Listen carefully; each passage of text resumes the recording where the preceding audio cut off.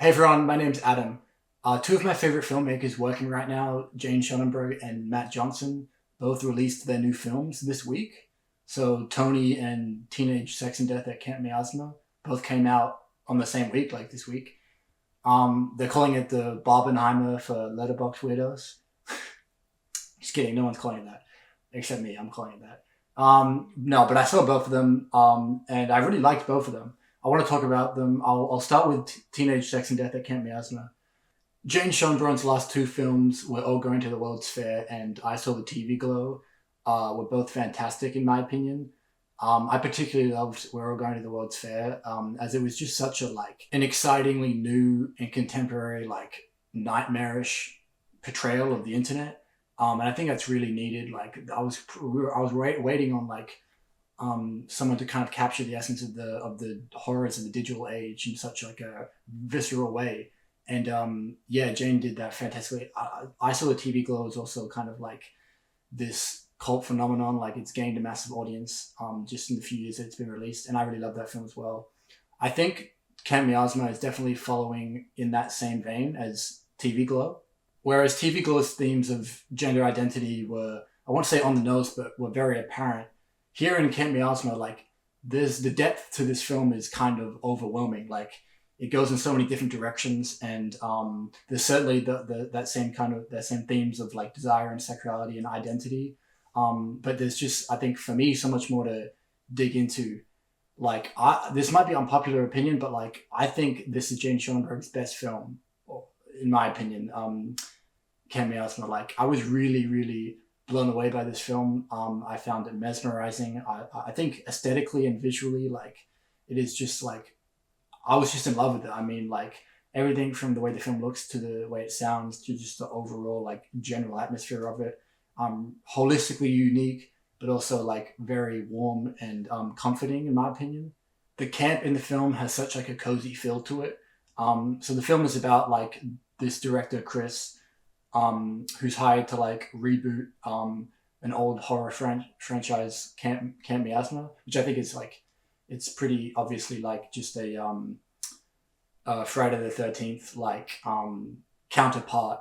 But they go up to the abandoned campsite of the film where former actor Billy Presley, who was in the first Camp Miasma film, just lives there now.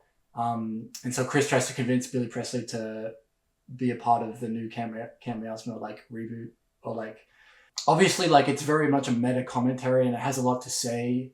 I think Jane Schoenberg, particularly as a trans horror director, has a really unique outlook on the current state of the film industry and horror films and the rebooting of franchises. The rapport between Chris and Billy is really sweet and immediately felt there's a real intimacy to it. And again, the film does a great job of using this story to say a lot about the film industry. There's a dynamic and conversation in the film about kind of the film industry versus filmmakers, and then filmmakers and the films versus the audience. And similar to TV Glow, a lot of it's about media consumption and how watching films at a young age affects us. There's this hilarious scene towards the end of the film where Chris is on a Zoom pitch meeting with these executives who are being super fake and executive, you know what I mean? And so she just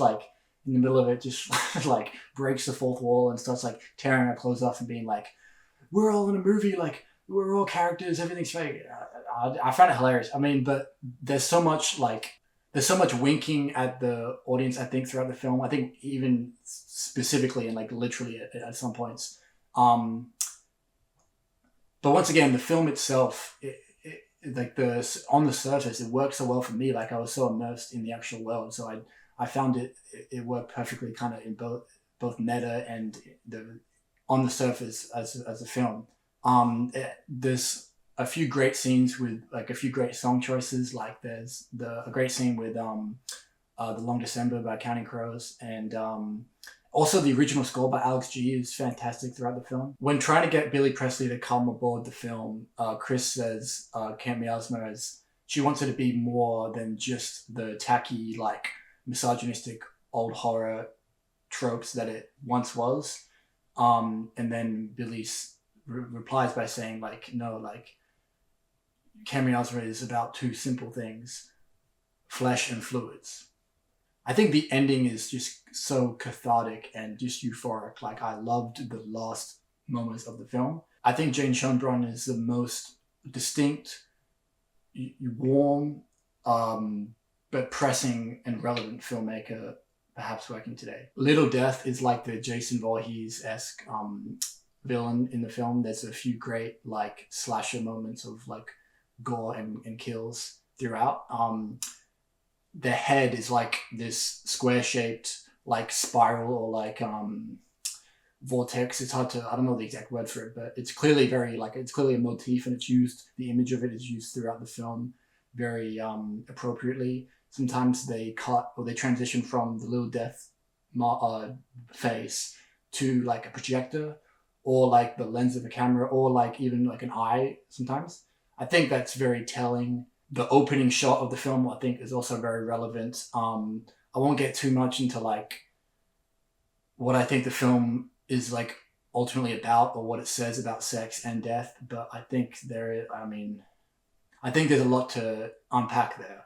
And again, just to quote the film, there's a part where Billy's character in the first film says, as like Little Death looks at them from as in the same way that like you would see like a villain lurking and like lurking on their prey, they see Little Death and say like, I sense myself being sensed. The film is a lot about like having to go inside yourself, having to like become a character. I would say the work of Jane Schoenberg is like an acquired taste, but I really think it's more of a niche probably. I feel their films so viscerally, like, again, as I say, like I'm probably not the one to like give a real in-depth like analysis of what the films mean. And I'm probably not articulating myself in the best way, but suffice to say, I just love this film. I really, really recommend it if you're one to enjoy more like of an art house or more of like a deep films, whatever. But once again, I think the film still works really well as a slasher film. I do want to make another video where I go into more detail about Jane's films, particularly where we're going to the World's Fair. I just think that's such an incredibly relevant film in this digital age, and so I'm going to make a larger video about that. But anyways, now on to my second GOAT, Matt Johnson. So Tony, in comparison to Camp Miasma, is a very standard coming-of-age story, or a Bildungsroman, as Tony would say. One word. It's a great time and certainly very well executed. I hope it's a commercial success because I love Matt Johnson and I appreciate the film. I just feel, though, that commercial appeal was definitely on his mind when making and writing the film. Obviously, not that that's a bad thing. You know, in fact, it's probably the right approach given the fact that it's a Anthony Bourdain biopic. I just felt, however, that the deconstructive and innovative edge of Matt Johnson's earlier work, like The Dirties and Operation Avalanche, isn't really here. However, Matt Johnson has proven that he can make a technically sound and widely appealing film in Blackberry, which was successful. I do get the sense, though, that this was kind of the one for them, whereas Nirvana, the band that showed the movie, was certainly one for me. Tony is no Nirvana, the band that showed the movie for me. This is a well-made, good time at the cinemas. I wouldn't rank it very highly in his filmography, though, but I certainly recommend seeing it. With Tony, there's dozens of films you could compare this to. There's a bunch of recognizable genre tropes throughout. I really loved Antonio Banderas' character. I feel like he was the soul of the film, if you will, and he gave the film a lot of much needed light and kind of like leadership.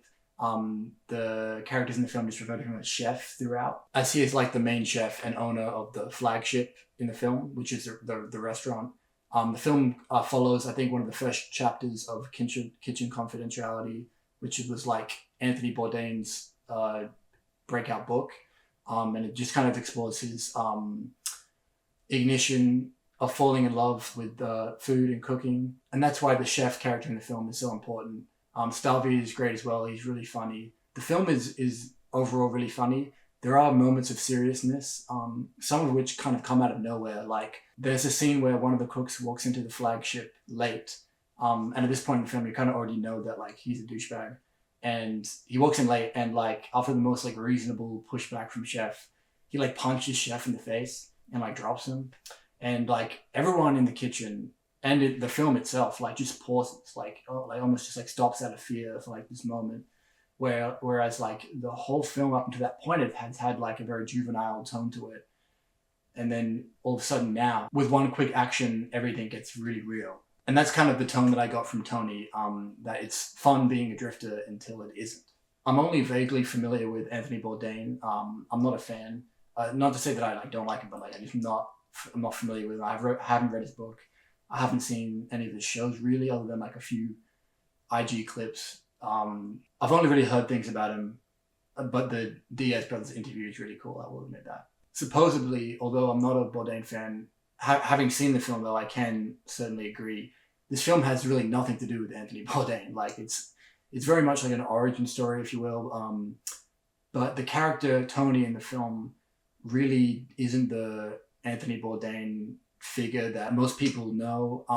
But the film develops, and the character of Anthony Bourdain develops in a really interesting way. But either way, it works very well as the coming of age story that it is. And I think it's a very solid film, all in all. So yeah, thanks for watching. I know that these two films really don't have much in common at all, other than it's Matt Johnson, it's Jane Schoenberg. I just wanted to make a video talking about both of them because, yeah. Thanks for watching, guys. I'll see you guys in the next one. Bye.